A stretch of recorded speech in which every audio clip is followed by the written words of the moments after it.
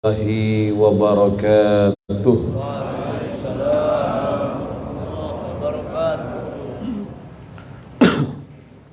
Alhamdulillahi rabbil alamin. Ashhadu an la ilaha illallah wahdahu la syarika lah, rabbul alamin. Wa ashhadu anna sayyidana wa nabiyyana wa habibana wa nura qulubina Muhammadan abduhu wa rasuluh as-sadiqul amin. Allahumma salli wa sallim ala sayyidina Muhammadin wa ala alihi wa sahbihi ajma'in. أما بعد فيا عباد الله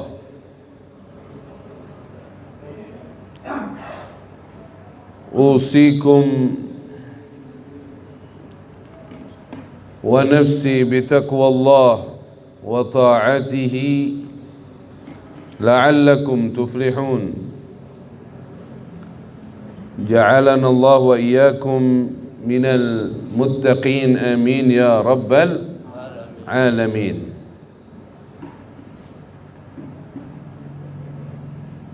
Segenap kaum muslimin dan muslimat, pecinta, pengagum, pelestari warisan Nabi Muhammad sallallahu alaihi wa alihi wasallam, calon-calon surga. Untuk ibu-ibu, akhwat, calon-calon bidadari surga, amin ya rabbal alamin.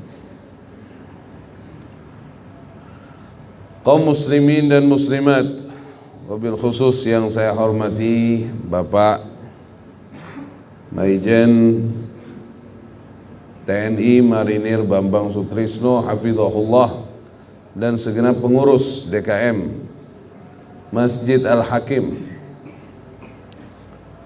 segenap para hadirin. Dalam pertemuan yang baik ini kita akan membahas tentang sejarah Nabi kita Muhammad sallallahu alaihi wa alihi wasallam yang terjadi di bulan suci Ramadan. Di antaranya yang terjadi di bulan suci Ramadan itu adalah tentang Fathu Makkah. Tentang apa? Fathu Makkah.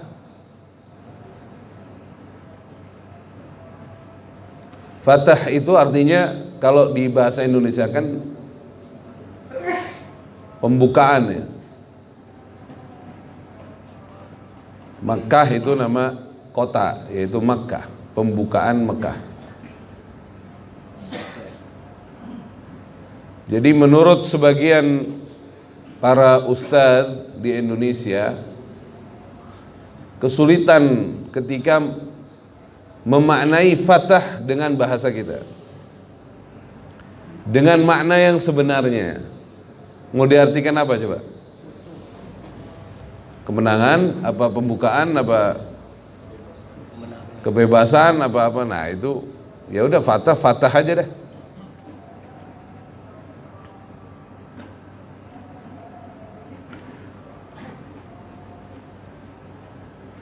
Jadi setelah 6 tahun Rasulullah Muhammad sallallahu alaihi wa alihi wasallam dan para sahabatnya berhijrah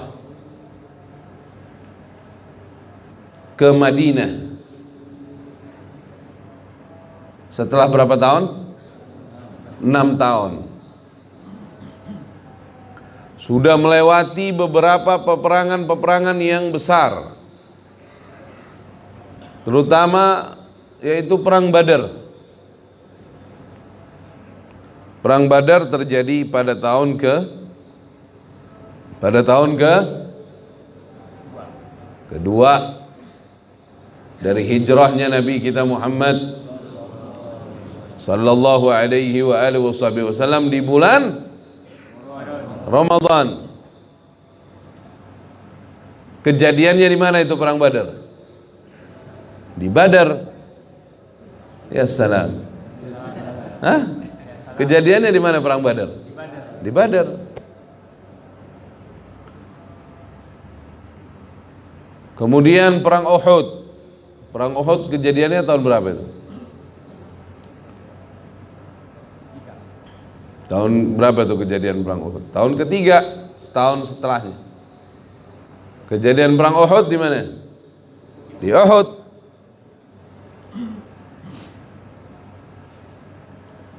Dan yang terakhir, yang paling berat itu perang Khandaq. Itu kalau secara hitungan hakal Rasulullah Muhammad SAW dan para sahabatnya di Madinah mau dihabisi habis-habisan. Dan itu sudah ada apa namanya, istilahnya apa ya bahasa sekarang ya? Hah? Istilahnya apa itu ya kalau bahasa sekarang? Adanya kerjasama besar gitu dari banyak kelompok, apa namanya ya? Hah? Misalnya kelompok banyak nih, ketemuan berembuk bareng-bareng rame-rame nyerang, itu apa namanya itu? Ya antum tahu lah. Ya salam. Ya kan? Kecil-kecil sebenarnya, cuman gabung semua gitu. Quraisy, Ghatafan, bahkan Yahudi yang ada di dalam Madinah sendiri. Namun waktu itu Rasulullah SAW itu bermusyawarah dengan para sahabatnya. Inilah pentingnya musyawarah.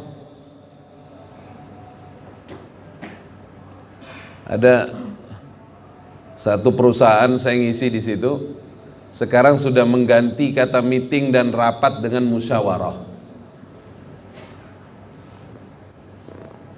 Ya bukannya kita fanatik dengan bahasa itu, tapi bahasa itu ada doanya.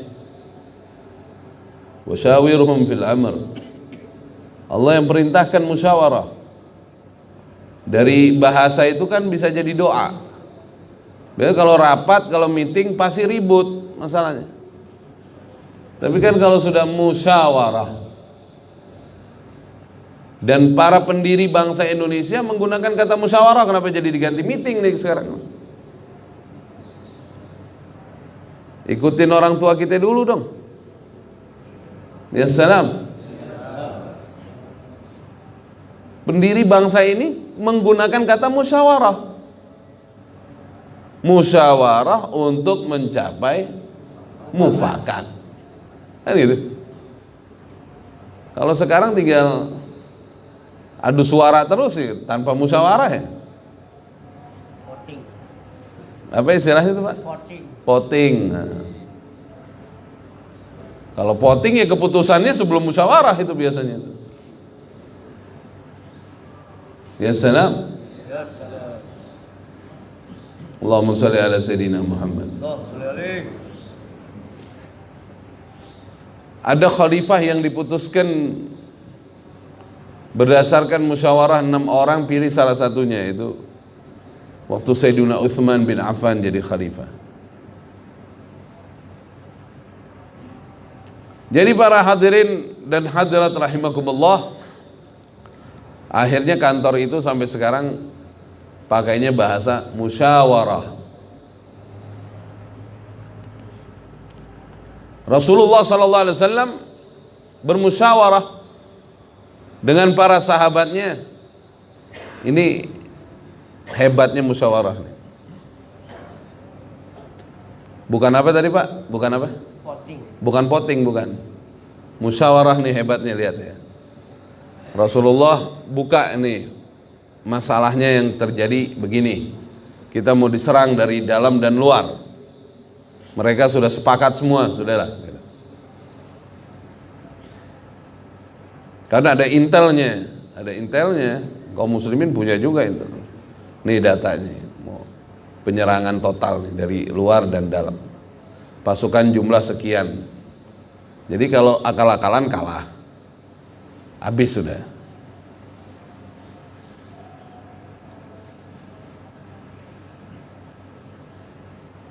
Akhirnya waktu dibuka itu banyaklah bermunculan ide-ide ini, ide itu, ide ini, banyak.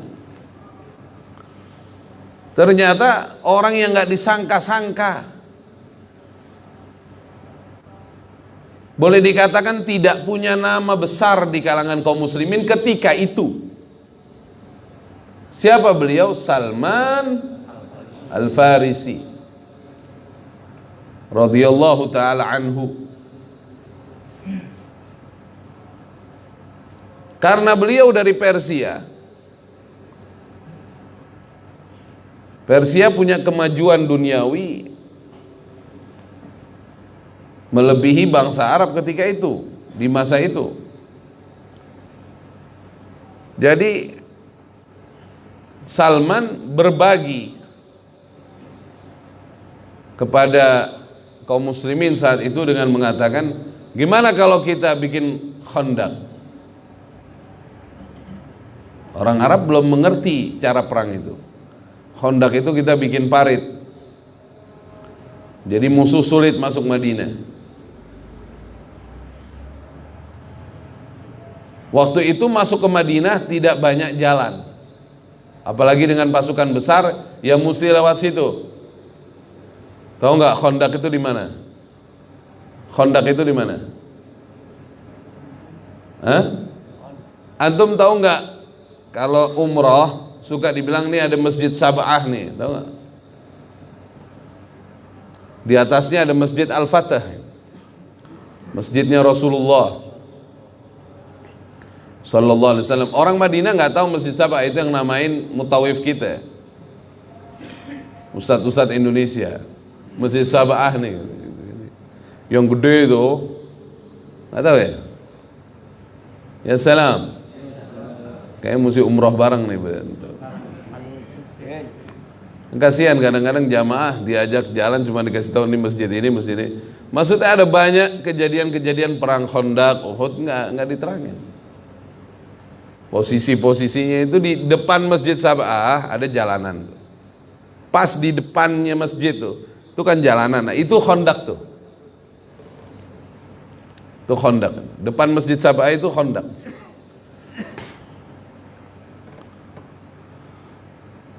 Usul itu datang bukan dari orang keturunan Arab, tapi orang luar Arab. Itu hebatnya Islam. Karena menghormati siapapun dia dari suku apapun, akhirnya bisa dapat ide-ide berlian. Allahumma shalli ala Sayyidina Muhammad. Akhirnya keluar ide bagus itu. Rasulullah Muhammad sallallahu alaihi wasallam dengan para sahabatnya sepakat menggunakan ide Salman Al-Farisi. Dan para hadirin hadirat, nanti kapan waktu kita boleh cerita tentang Salman Al-Farisi. Walaupun saya dulu-dulu udah pernah ya. Kenapa? Karena ada anjuran loh dari Rasulullah sallallahu alaihi wasallam agar umat Islam mempelajari kisah masuk Islamnya Salman Al-Farisi. Itu ada anjuran dari Nabi Muhammad sallallahu alaihi wasallam. Ada anjuran. Rasulullah suruh umat Islam ini tahu sejarahnya Salman masuk Islam.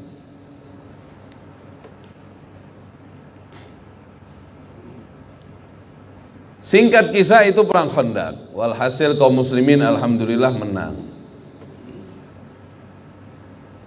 Tidak lama kemudian datang tahun ke-6 dari hijrahnya Nabi kita Muhammad sallallahu alaihi wa alihi wasallam. Rasulullah sallallahu alaihi wasallam bermimpi melaksanakan ibadah umrah di Mekah. Ini udah 6 tahun nih nggak pernah umroh. Dan hubungan antara muslimin dengan Quraisy yang di Mekah tidak baik-baik saja.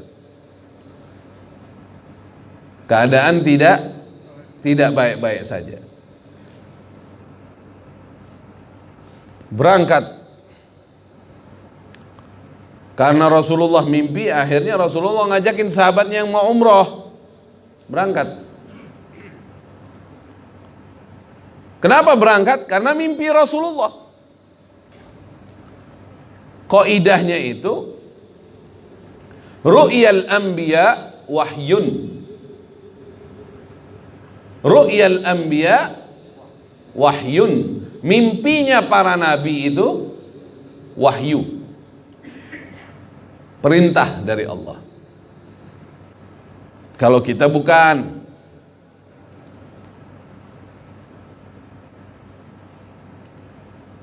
Kalau kita dilihat dulu keadaan hati kita. Dulu saya waktu pernah hadir di salah satu majelis, ada seorang alim, seorang saleh bilang, mimpi itu keadaan hatimu katanya. Pak, ya salam. Oh ya, ayo. Mimpi itu keadaan hatimu. Kalau hati baik, mimpi baik. Begitu hatinya rusak, mimpinya hancur. Jadi kalau antum pengen ngeliat keadaan hati antum, ya lihat mimpi antum aja. Kalau hati lagi soleh, mimpinya ketemu orang-orang soleh. Hatinya lagi nggak benar, ketemunya nggak benar. Mimpinya itu. Jadi mimpi itu kaca kolbu. Mimpi itu kaca kolbu. Semoga Allah ampuni dosa-dosa kita. Amin. Allah rahmatin kita insyaallah. Makanya kan dianjurin sebelum tidur bersih hati. Bersih badan dan bersih hati. Supaya mimpinya bagus. Untuk sekelas-kelas orang yang tidurnya udah benar, dia bisa menghajatkan mau mimpi apa, udah bisa. Contohnya Imam Syafi'i, banyak kejadian beliau mencari sesuatu jawaban dari pertanyaan umat, udah nggak ketemu, ya udah lewat mimpi dapat. Nanti tidur dapat dalam mimpi petunjuk dari Allah. Ada yang begitu. Ya salam. Hah? Ini kadang-kadang mimpinya nggak bermakna. Dikejar setan, masuk ke kali, sendal hilang. Besoknya ketemu ustadz pakai nanya lagi mau ustadznya. Artinya apa itu kira-kira ustadz ya? Dikejar setan, masuk ke kali, sendal hilang. Kata ustadznya, ente nggak sholat subuh tuh. Hah? Ente nggak sholat subuh. Semoga Allah ampunin dosa-dosa kita, Allah rahmatin kita. Karena Rasulullah mimpi, jadi perintah berangkat ke Mekah, nggak bawa senjata. Nah ini yang orang kufar tuh geleng-geleng kepala. Ini kan kondisi kita lagi perang, kenapa jadi tiba-tiba mau masuk Mekah tanpa senjata gitu? Inilah perjuangan Rasulullah. Tidak dengan cara-cara muslihat, tapi perjuangan Rasulullah menggunakan satu senjata. Apa itu? Perintah Allah. Udah selesai. Politik pakai gaya apapun lawan perintah Allah kalah.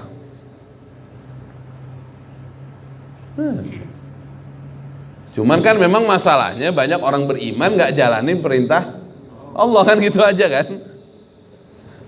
Akhirnya ya sulit. Ada dulu bahasa apa tuh? Wis angel. Angel, sulit.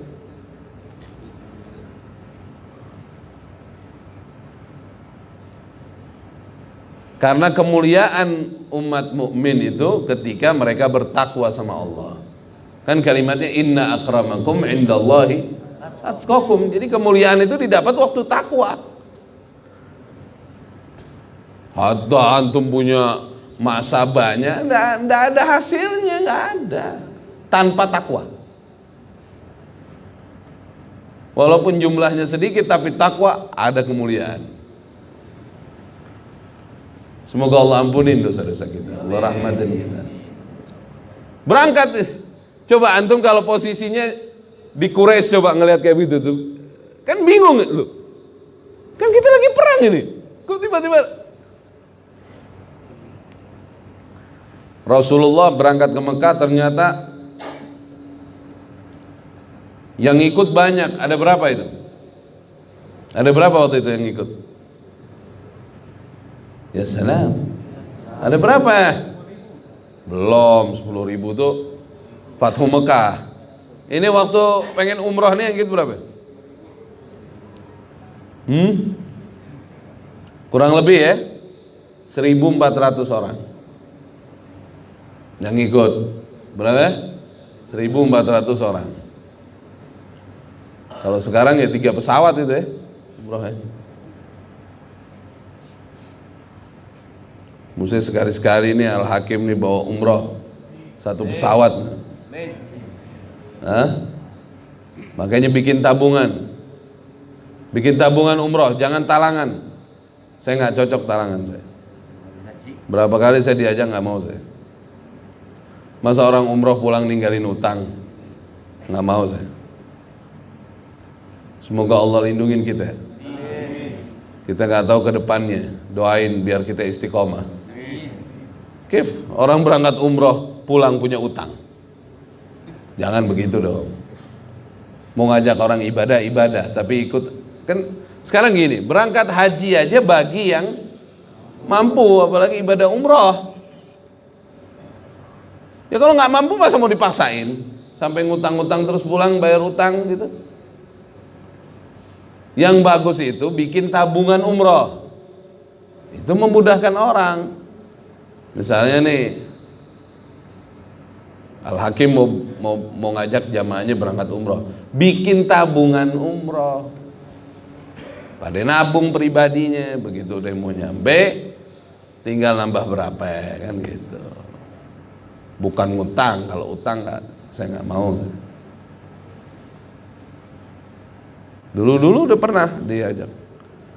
Nih nih kita ajak jamaah nih, ada diutangin dulu. Oh enggak.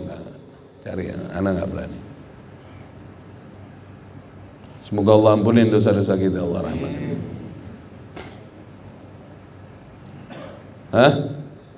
Utang dulu gimana cerita? Jadi para hadirin dan hadirat rahimakumullah, Rasulullah berangkat bawa 1.400 orang. Nggak bawa senjata nih, pakai kain ihram. Begitu sampai di Hudaybiyah, sampai di mana? Hudaybiyah. Di mana tuh Hudaybiyah tuh? Hudaybiyah di mana? Di Hudaybiyah. Antum udah tadi kayak orang bingung semua, udah sahur belum sih? Dia perbatasan Mekah, belum masuk Mekah tuh, makanya dijadikan mikot.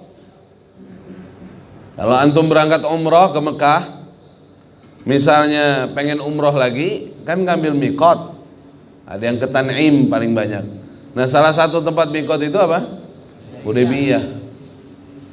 Juga di situ ada banyak orang berternak unta.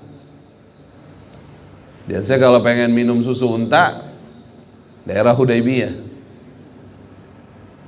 Yang orang pada minum tuh susu unta tuh. Itu daerah mana tuh? Hudaybiyah. Sampai di Hudaybiyah, dicegat sama pasukan Quraisy. nggak boleh masuk. Nih 1.400 orang nih kurang lebih nggak boleh masuk.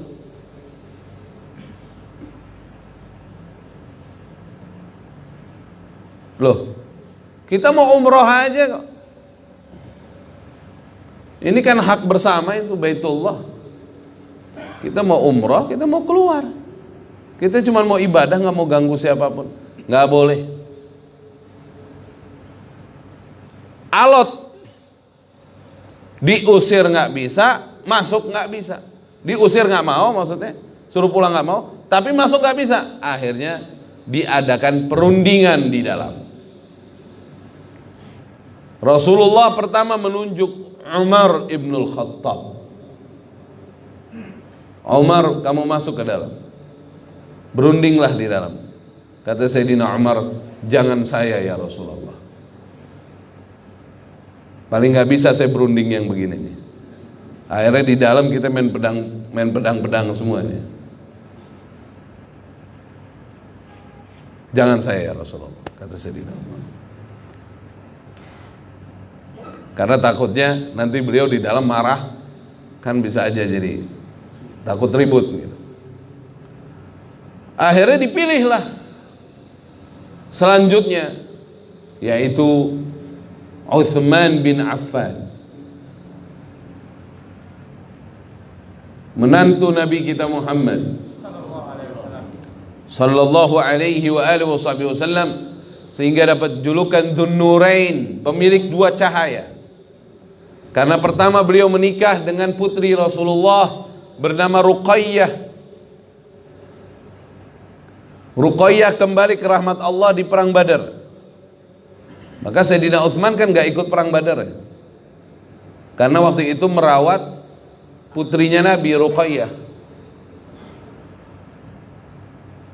Rasulullah memang tidak mengizinkan Sayyidina Utsman ikut perang Badar. Disuruh ngurus istrinya.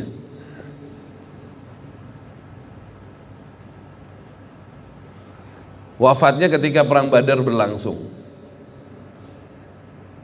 Tapi Rasulullah di perang Badar melemparkan satu anak panah dan Rasulullah katakan, "Ya Allah, ini untuk Utsman bin Affan."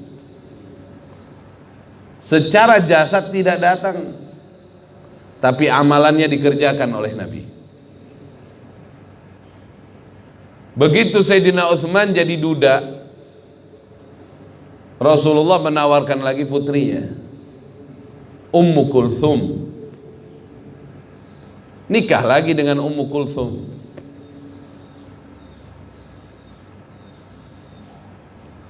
Dua putri Nabi dinikahi sama Sayyidina Utsman setelah wafat yang pertama. Setelah wafatnya Ummu Kulthum, Rasulullah udah nggak ada putri lagi. Sayyidati Fatimah sudah nikah dengan Sayyidina Ali, dan yang lain udah nggak ada. Zainab ada suaminya.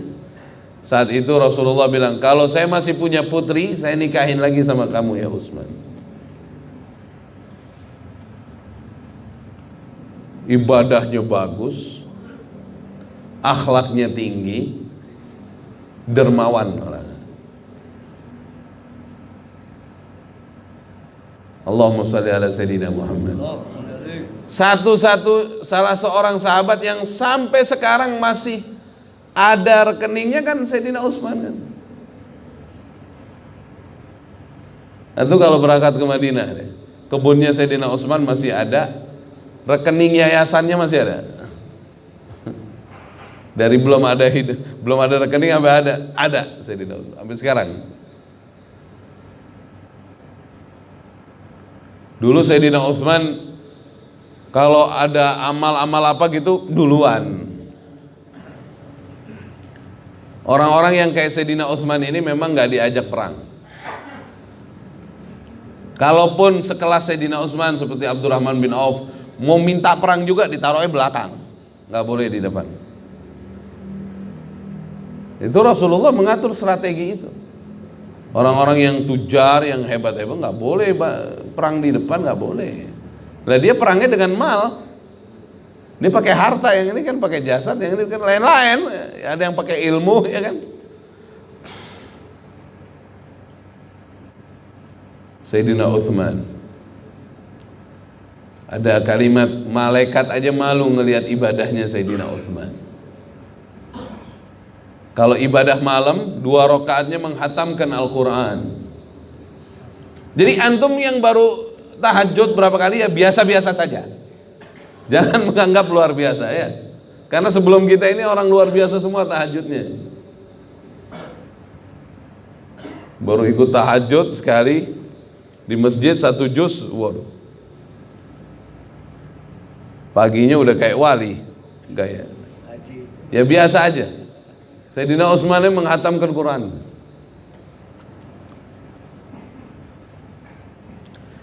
Singkat kisah, diutus Sayyidina Utsman untuk masuk ke dalam kota Mekah.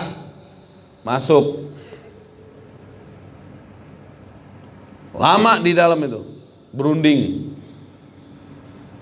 Sayyidina Utsman mencoba berunding kepada mereka agar mengizinkan Rasulullah dan sahabatnya untuk masuk kali itu saja. Karena ini kan ditanya, kenapa antum tiba-tiba datang begini enggak Pak lu? Kami ini sudah dapat perintah Allah makanya mau masuk. Ada apa perlu izin kalian? Rasulullah Muhammad penerima wahyu. Sekarang diperintah Allah untuk masuk, makanya kita datang mau masuk. Habis gitu kita mau balik. Selama ini kan 6 tahun kita juga nggak pernah datang kayak begini. Wah, pokoknya alot. Diskusinya alot.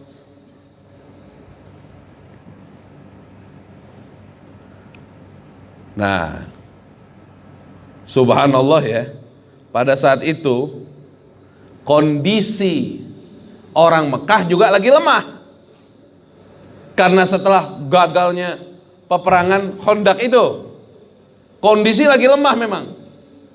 Mereka mencoba memanfaatkan kejadian ini.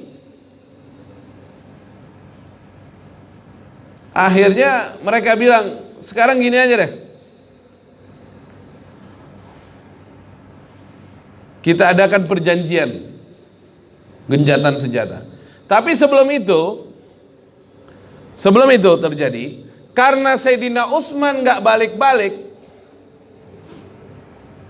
di dalam sendiri nggak balik-balik, sempat ada berita angin, kata Sayyidina Utsman dibunuh. Jadi gitu, sempat ada berita kepada kaum muslimin di Hudaybiyah bahwa Sayyidina Utsman dibunuh, dan banyak yang khawatir itu karena nggak balik-balik. Sehingga apa yang terjadi? Rasulullah Muhammad sallallahu alaihi wa alihi wasallam mengajak sahabatnya untuk berbaiat siap jihad waktu itu. Kalau benar ini berita Utsman dibunuh, kita semua akan masuk berjihad sudah. Dibaiat. Proses pembaiatan itu di bawah salah satu pohon yang ada di Hudaybiyah. Sehingga difirmankan oleh Allah dalam surah Al-Fatah ayat 18. Laqad radiyallahu 'anil mu'minin idh yubayyi'unaka tahta asy-syajarah fa'alima ma fi qulubihim fa'anzala as-sakinata 'alaihim wa athabahum fathan qariba.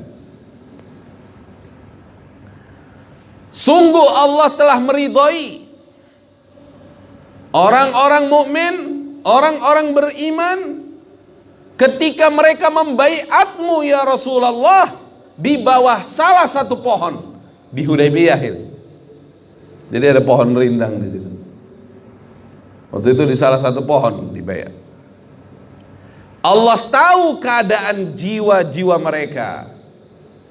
Maka Allah turunkan ketenangan atas mereka, dan Allah berikan janji kepada mereka barokah dari baiat itu, fathan qariba, pembukaan Mekah sebentar lagi, kemenangan Mekah sebentar lagi. Wa maghanima katsirah ya'khudhunaha wa kana Allahu 'azizan hakima. Ayat 19. Dan harta rampasan perang yang banyak yang dapat mereka ambil tidak lama lagi, dan Allah yang maha perkasa lagi maha bijaksana. Dan begitulah ayat-ayat selanjutnya, kabar-kabar gembira setelah pembaiatan itu. Subhanallah, gak lama habis pembaiatan itu Sayyidina Utsman datang. Gak jadi kan perangnya? Gak jadi kan? Karena utusan pulang dengan selamat. Nah, ini komitmen Quraisy. Biarpun masa jahiliyah, tapi kalau Quraisy itu komit. Nggak mau dia bunuh orang, datang satu orang, nggak mau dia. Itu Quraisy. Nggak seperti bangsa Romawi dulu. Ada utusan Nabi, datang baik-baik, dibunuh. Makanya terjadi perang itu lawan Romawi itu. Bukan Islam meluaskan daerahnya dengan pedang, utusan dibunuh. Gimana sih? Itu hukum internasional dari zaman dulu. Utusan nggak boleh dibunuh. Kok dibunuh? Disiksa nggak boleh juga, ditangkap juga nggak boleh. Namanya juga utusan. Itu kenapa kaum muslimin nyerang Romawi di negeri Syam? Pertama, dia penjajah negeri Syam, dia bukan asli Syam. Asli Syam orang-orang Arab. Yang kedua apa? Yang kedua, mereka membunuh utusannya Nabi.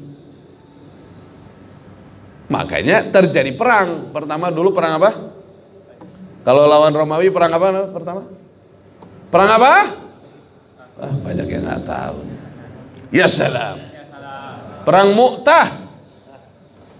Perang Mu'tah terjadi pada tahun ya salam, tahun ke-7 dari hijrahnya Nabi kita Muhammad sallallahu alaihi wasallam. Ini perlu diluruskan. Orang suka pada ngomong begitu, Islam diluasin dengan pedang, dengan peperangan. Lu ya apa sih? Utusan dibunuh kok. Pertama, utusan dibunuh. Kedua, membebaskan penjajahan di negeri itu. Romawi dari Eropa ngejajah negeri Syam. Orang Syam, orang asli, orang-orang Arab di negeri Syam itu dipimpin sama Romawi, dijajah, dibebaskan sama muslimin. Ya salam. Sampai di mana ini tadi? Akhirnya nggak lama Sayyidina Utsman balik. Subhanallah. Nggak jadi perang.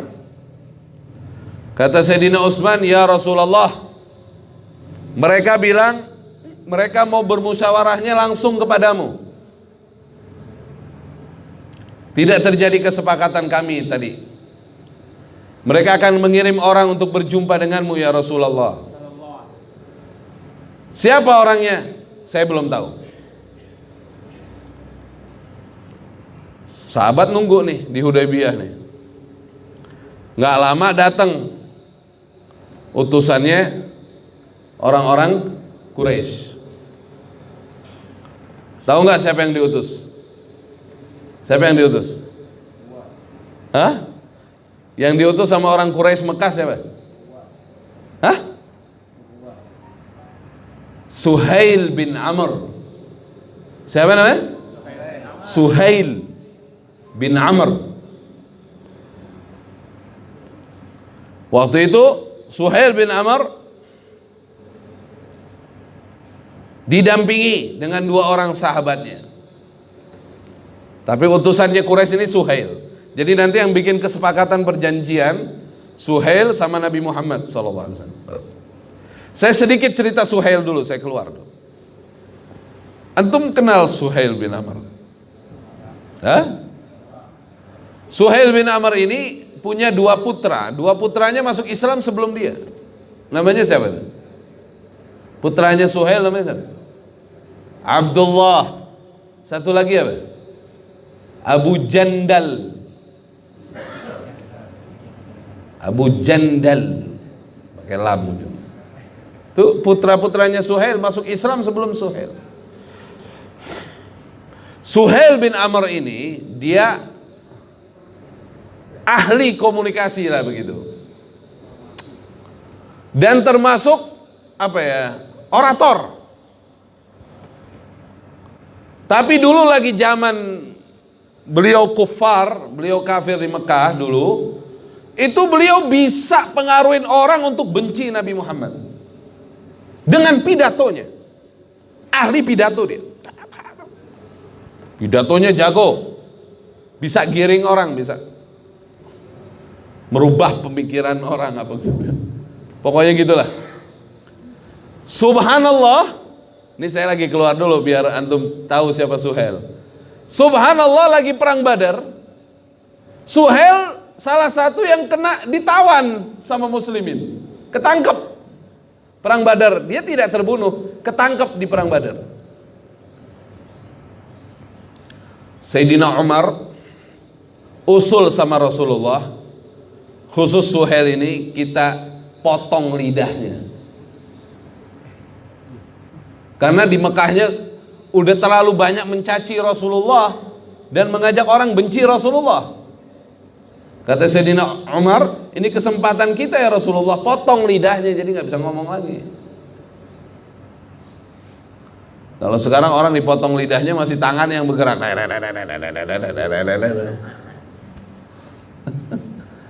Semoga Allah ampuni dosa-dosa kita. Rasulullah nggak setuju. Sallallahu alaihi wasallam. Rasulullah bilang begini sama Sayyidina Umar. Ya Umar, akan datang suatu masa kau bangga dengan ucapannya dia. Kalau ngelihat dari gelagatnya sama kelakuannya kayak nggak masuk akal nih orang jadi muslim gitu dah. Makanya jangan suka cepat mutusin orang. Ini mah nggak ada hidayah buat dia. Jangan suka begitu.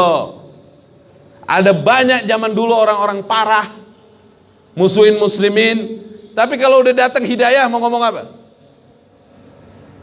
Bisa aja nih nanti jadi pejuang yang lebih baik dari kita. Nggak nutup kemungkinan. Selama orang belum wafat itu hidayah masih terbuka, pintu hidayah. Ya salam. Jangan suka jadi pemutus hidayah. Itu bukan bagian kita. Kita ngedoain siapapun dia yang nggak baik, didoain biar dapat hidayah. Itu Rasulullah bilang, nanti akan datang suatu masa kau bangga dengan ucapan Suhail. Ya karena yang bilang Rasulullah langsung diam Sayyidina Umar. Nah, saya percepat aja tentang Suhail. Kejadiannya apa? Nanti Suhail tuh masuk Islam. Masuk Islamnya tapi nanti ba'da Fathi Mekah, setelah pembukaan negeri Mekah dia masuk Islam tuh. Dan benar-benar masuk Islamnya, muslim benar. Bukan karena takut, bukan karena emang benar-benar Islamnya. Subhanallah, kejadiannya gini. Rasulullah SAW wafat di Madinah. Setelah Rasulullah dimakamkan, itu di Mekah ada kejadian. Kejadian apa? Udah mulai lagi sebagian orang bawa patung ke Ka'bah. Kisah nih. Mulai orang bawa apa? Patung lagi. Pengen naruh lagi di Ka'bah. Sedangkan sahabat-sahabat pembesar ada di Madinah. Waktu itu Suhail ngelihat kejadian itu, dia naik ke atas Ka'bah. Dia berpidato. Intinya dari hasil pidato yang dibawakan oleh Suhail bin Amr sebagai muslim dan sahabat Nabi radhiyallahu taala anhu, pada saat itu yang bawa patung mencahin patungnya masing-masing. Kita tetap beragama muslim, beragama Islam, kita sebagai muslim tetap bertauhid kepada Allah. Semuanya kepada ngomong begitu. Kayak gimana tuh pidatonya tuh? Orang yang udah hampir murtad berubah. Kayak gimana pidatonya Suhail? Kedengeran sampai Madinah berita ini. Sayyidina Umar nangis, ingat sabda Nabi kita Muhammad sallallahu alaihi wasallam. Akan datang suatu masa ya Umar, kau bangga dengan Suhail. Allahumma salli ala Sayyidina Muhammad. Jadi sekarang kita balik lagi ke perjanjian Hudaybiyah. Ini namanya perjanjian Hudaybiyah. Yang diutus Suhail bin Amr waktu itu masih kafir ya. Dan orangnya sering pintar ngomong, jadi begitu sahabat, nah yang diutus Suhail, ruwet nih. Kayak bahasa kita, rujem udah. Tambah kacau nih urusan nih, kan gitu. Namun Nabi kita Muhammad SAW selalu mengajarkan kepada para sahabatnya untuk berpikir positif. Karena semua ini berjalan dengan takdir Allah. Saat itu apa kata Nabi? Nabi bilang tidak akan ruwet, tidak akan bencana, tidak akan bermasalah. Kenapa? Yang diutus Suhail. Kamu tahu kan makna Suhail? Apa arti Suhail? Sahal, kemudahan. Ini jadi jalan kemudahan buat kita, kata Nabi. Diambil namanya dia, padahal orangnya ruwet, tapi diambil apa? Namanya. Saat itu ruwet, tapi setelah jadi muslim kan yang tadi saya cerita itu. Bayangin kalau cuman merangin yang bawa patung itu dengan pedang, nanti kan besok mereka akan dendam-dendam lagi. Tapi ini kan Suhail dengan pidatonya sampai orang gak ada yang mau murtad, gimana? Pidatonya isinya apa tuh? Bisa sehebat itu. Ahli pidato dia. Apa tadi saya bilang tadi apa? Kalau ahli pidato yang bisa pengaruhin orang, orator. Suhail bin Amr. Datang ini Suhail, ketemu sama Nabi Muhammad, bikin perjanjian. Orang Mekah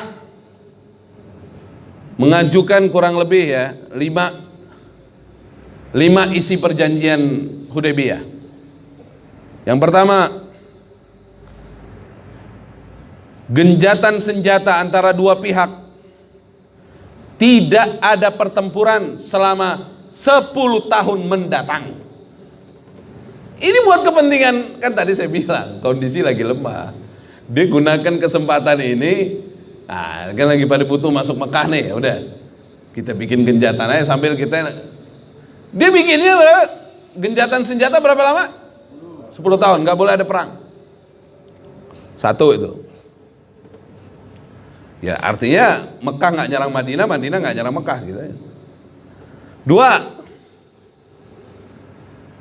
2, individu orang atau suku bebas bergabung dengan Muhammad dan mengadakan persetujuan, sama halnya dengan Quraisy. Ada suku-suku selain Quraisy di Mekah, itu dikasih kebebasan mau ikut dalam jaminan Quraisy apa mau ikut dalam jaminan Nabi Muhammad SAW, gitu ya. Tapi di surat perjanjian ditulisnya Muhammad. Waktu itu sempat ditulis Muhammad Rasulullah sama Suhail. Apa sih itu Rasulullah? Kalau saya percaya, saya nggak ngelawan dia. Muhammad Suhail, perjanjian Muhammad dengan Suhail gitu. Nabi bilang okein semuanya, maunya dia. Ya kan waktu itu belum muslim kan. Nah, dalam perjanjian pasal yang kedua ini, pasal kedua ini, ada 2 suku besar di Mekah. Itu dari zaman dulunya emang udah sering ribut. Suku Khuza'ah sama suku Bani Bakar. Ingat tuh, suku Khuza'ah sama suku Bani Bakar. Suku Khuza'ah memilih Nabi Muhammad. Kita ikut sama Nabi Muhammad. Bani Bakar kita ikut Quraisy. Udah. Oke? Pasal kedua tuh. Pasal ketiga. Jika ada penduduk Mekah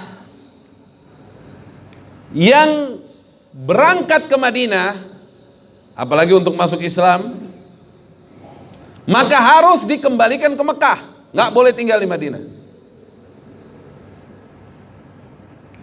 Namun jika ada muslim dari Madinah yang asli Mekah mau balik ke Mekah kepada agama nenek moyangnya, boleh. maka dia tidak akan dikembalikan ke Madinah. Ini kan perjanjian ini kan nguntungin mana nih? Ini kan kita lagi ngomong akal-akalan nih gimana nih? Kan solusi nih. Oke. Nabi bilang setuju. Disetujui semua nih sama Rasulullah nih. Sebagian sahabat nggak kuat loh. Nanti saya mau cerita. Ini penyebab Fatu Mekah justru dari sini, biar tahu aja. Ya salam. Jadi nggak semua yang kita anggap buruk itu keburukan, bisa jadi itu kebaikan. Yang keempat, pasal keempat, jika ada penduduk usia muda yang mengikuti Muhammad tanpa seizin ayah atau walinya, maka dia akan dikembalikan kepada ayah dan walinya. Namun jika ada yang mengikuti Quraisy di Mekah, maka dia tidak akan dikembalikan ke Madinah. Diperjelas lagi. Jadi kalau ada penduduk Mekah yang masih muda, kan yang masih muda tuh ada walinya kan, dalam hal yang belum nikah apa kan masih muda, dia dalam pengawasan bapaknya. Kalau dia ngikutin Nabi Muhammad, dia harus dikembalikan ke Mekah, nggak boleh tinggal sono. Ini nanti ini pasal keempat nih. Nih ceritanya panjang nih. Ini nanti pasal keempat nih akan jadi bumerang buat mereka. Nanti saya mau cerita. Nanti akan ada kelompok pemuda yang melawan mereka nanti. Ini keren ini ceritanya. Nabi bilang setuju. Nabi setujuin semuanya. Nggak didebat sama Nabi, nggak. Oh nggak bisa dong. Enggak, setuju. Terus yang kelima, tahun ini Muslim kembali tanpa memasuki Mekah sekarang, nggak bisa masuk sekarang, mesti balik semuanya. Namun tahun depan Muhammad dan pengikutnya bisa masuk ke Mekah dengan izin 3 hari saja. Pasal kelima itu. Ya sekarang nih udah 1400 udah nyampe deh, udah nggak bisa masuk, balik. Tahun depan kita izinin, tapi waktunya berapa? 3 hari. Terserah yang mau masuk, tapi 3 hari aja. Tahun depan tapi. Nabi bilang setuju. Semua setuju. Allahumma shalli ala Sayyidina Muhammad. Ya karena beliau kan seorang Rasulullah, beliau sudah dapat perintah dari Allah suruh damai. Ya ikutin aja. Selesai udah. Disetujuin semua sama Nabi, udah selesai segitu aja udah. Ya udah. Ya. Ini nanti semua jadi bumerang nih. Ini semua nanti jadi apa? Bumerang buat dia. Wah ini keren ini. Setelah itu para hadirin, perjanjian selesai, kata Nabi, ya udah para sahabatku yang mulia, ayo mari kita siap-siap balik ke Madinah. Ayo kita tahallul semuanya. Jadi kena dam aja. Kena dam kan? Udah niat umroh gak jadi apa? Umroh kena dam. Kita balik. Sebagian belum mau nyukur. Sebagian udah diperintah sama Nabi suruh nyukur, nggak ada yang mau nyukur. Karena sebagian tuh masih mengharap ada wahyu datang perintahkan masuk dengan sistem jihad. Nabi waktu itu bawa istrinya, salah seorang istrinya. Dia bilang, ini gimana kaum muslimin, nggak ada saya suruh tahallul, nggak ada yang syukur, nggak. Istrinya Rasul waktu itu menyampaikan sama Nabi, dia bilang, ya Rasulullah, sebagian besar mereka pasti masih mengharap ada perubahan. Engkau keluar, engkau yang nyukur rambut di depan mereka, mereka akan taat ya Rasulullah. Wah, ide bagus nih kata Nabi. Nabi keluar, Nabi tahallul sendiri. Langsung semuanya tahallul. Balik ke Madinah. Sayyidina Umar bilang sama Sayyidina Abu Bakar, "Ini kita kenapa jadi kita yang apa? Yang ngalah begini, kayak nggak ada harganya kita gitu." Kata Sayyidina Abu Bakar, "Ya Umar, beliau ini Rasulullah dan pasti sesuai perintah Allah. Kita ikutin aja." Maksudnya kondisinya waktu itu muslimin lebih kuat dibanding Quraisy. Habis perang Khandaq itu muslimin lebih kuat. Kok terlalu mengalah begini? Ya inilah, nggak semua hitungannya pakai akal kan. Tapi hitungan itu pakai perintah Allah. Begitu Sayyidina Umar bertanya dengan Nabi SAW, "Ya Rasulullah, bukankah engkau menjanjikan kita akan masuk ke Mekah dan kita akan tahallul di Mekah?" "Benar ya Umar, tapi kan saya nggak janji tahun ini. Waktu kita jalankan saya nggak janji tahun ini masuknya. Yang pasti kita masuk, tapi nggak lama lagi, fathan qariban." Balik nih ke Madinah. Udah nggak ada perang, nggak ada, ya udah Rasulullah dakwah aja, dakwah kemana-mana ini semuanya.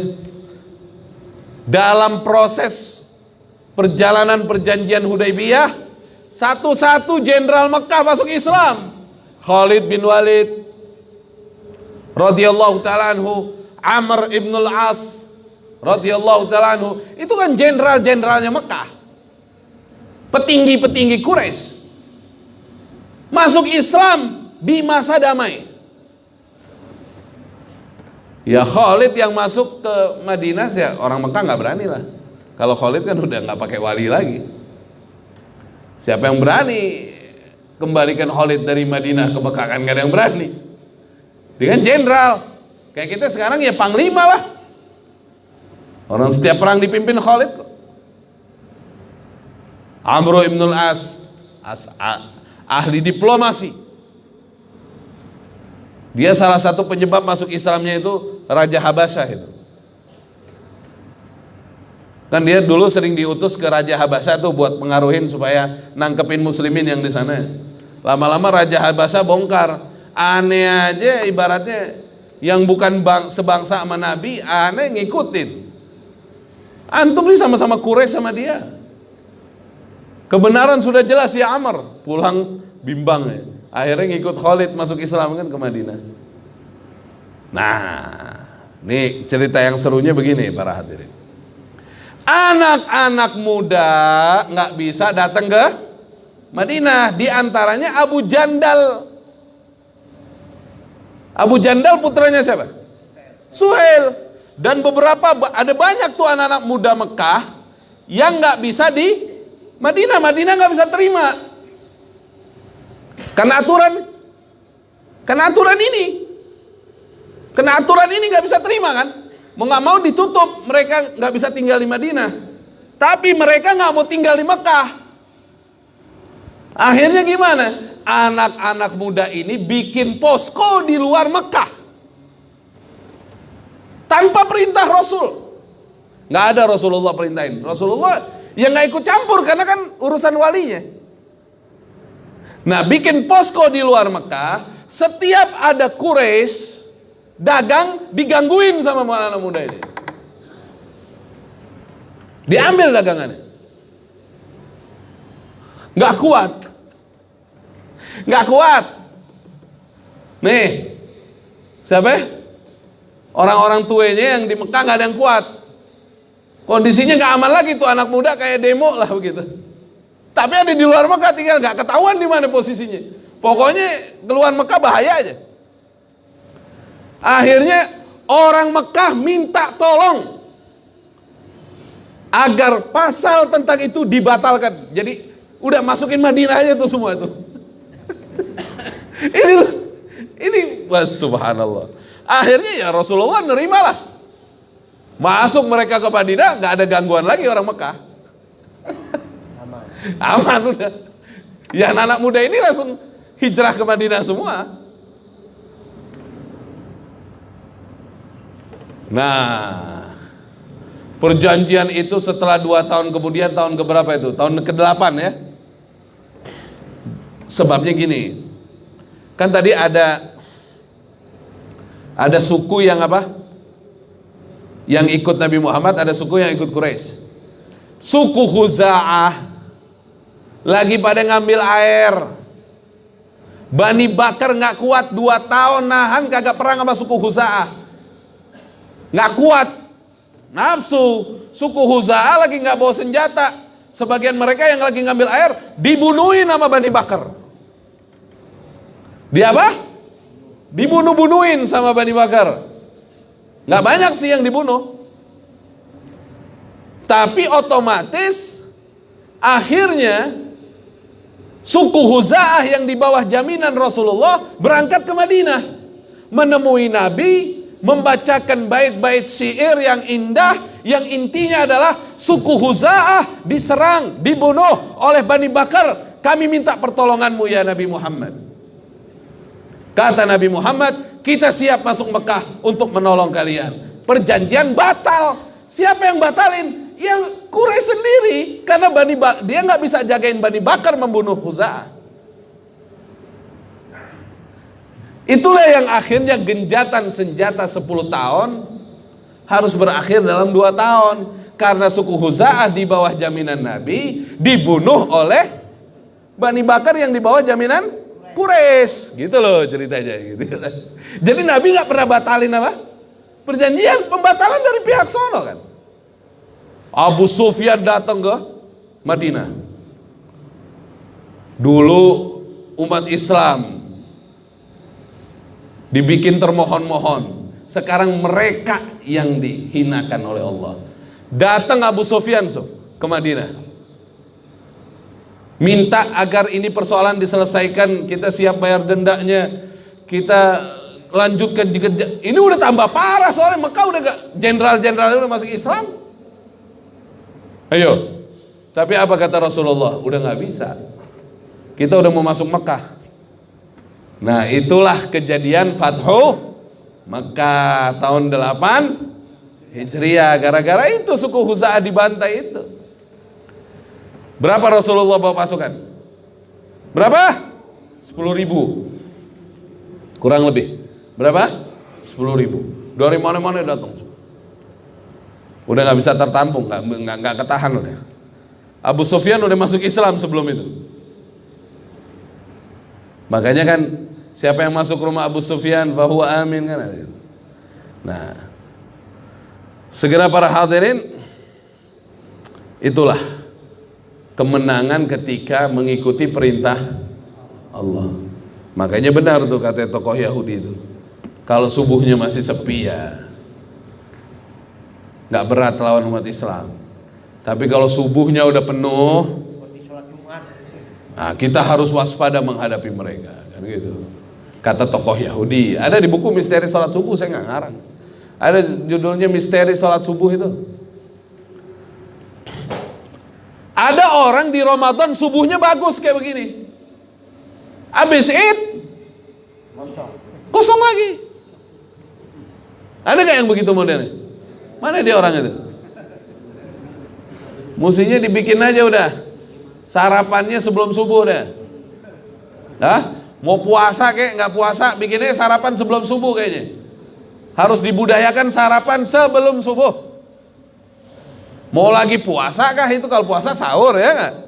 Kalau nggak puasa pun bikin deh aturan sarapan sebelum subuh. Jadi subuhnya rame. Ya nggak? Ya salam kan? Iya kan? Apa tuh? Iya. Sebelum subuh sarapan. Bapak kalau sarapan sebelum subuh sehat Pak. Apalagi kalau sarapannya kurma. Tadi sahur makan kurma gak? Hah? Sebaik-baik makanan sahur kata Nabi at-tamar, kurma. Hadis itu. Ni'mas sahur at-tamar, atau kama qala Nabi sallallahu alaihi wasallam. Sebaik-baik makanan sahur kurma. Ya insya Allah mudah-mudahan nanti habis Ramadan biar lagi nggak puasa bikin sarapannya sebelum subuh. Ah, iya nggak? Kalau sarapannya sebelum subuh kan jadi rajin ke masjid. Karena kita sarapannya jam 6 makanya bangunnya jam 5:30. Ini ada faktor makanan nih besar juga faktor makanan. Aturan makan. Insya Allah mudah-mudahan apa yang saya sampaikan manfaat. Amin. Kisah tentang Fatu Mekah kita berlanjut insya Allah di episode akan datang. Nah ini baru perjanjian Hudaybiyahnya. Nanti cerita Fatu Mekahnya lebih seru lagi. Gimana cara masuknya Rasulullah, terus tuh pasukan berhenti di mana, ketemu siapa aja, terus perjanjian apa yang terjadi setelah Fatu Mekah, terus gimana kelanjutannya di episode akan datang. Allahumma hdina min indik, amin. وأفد علينا من فضلك وانصر علينا من رحمتك وأنزل علينا من بركاتك وألبسنا لباس عفوك وعافيتك في الدنيا والآخرة. اللهم يا فارق الفرقان ومنزل القرآن بالحكمة والبيان بارك اللهم لنا في شهر رمضان بارك اللهم لنا في شهر رمضان بارك اللهم لنا في شهر رمضان وأعيده اللهم علينا سنينا بعد سنين وأعواما بعد أعوام ألا ما تحب وترضاه يا ذا الجلال والإكرام. اللهم اجعلنا من أهل القرآن اللهم اجعلنا من أهل القرآن اللهم اجعلنا من أهل القرآن الذين هم أهلك وخاصتك. اللهم أرنا الحق حقا وارزقنا اتباعه وأرنا الباطل باطلا وارزقنا اجتنابه. ربنا هب لنا من أزواجنا وذرياتنا قرة أعين واجعلنا للمتقين إماما. ربنا آتنا في الدنيا حسنة وفي الآخرة حسنة وقنا عذاب النار وادخلنا الجنة مع الأبرار يا عزيز يا غفار يا رب العالمين. وصلى الله على سيدنا محمد وعلى آله وصحبه وسلم بفضل سبحان ربك رب العزة عما يصفون وسلام على المرسلين والحمد لله رب العالمين والعفو منكم والسلام عليكم ورحمة الله وبركاته. Ruka'u salat wa rakaat sunnah isyraq. Terima kasih Bapak Ibu, kita tutup dengan waktu berat majelis. Allahumma wa bihamdika asyhadu an la ilaha illa anta astaghfiruka wa atubu ilaik. Kurang lebihnya mohon maaf. Wassalamualaikum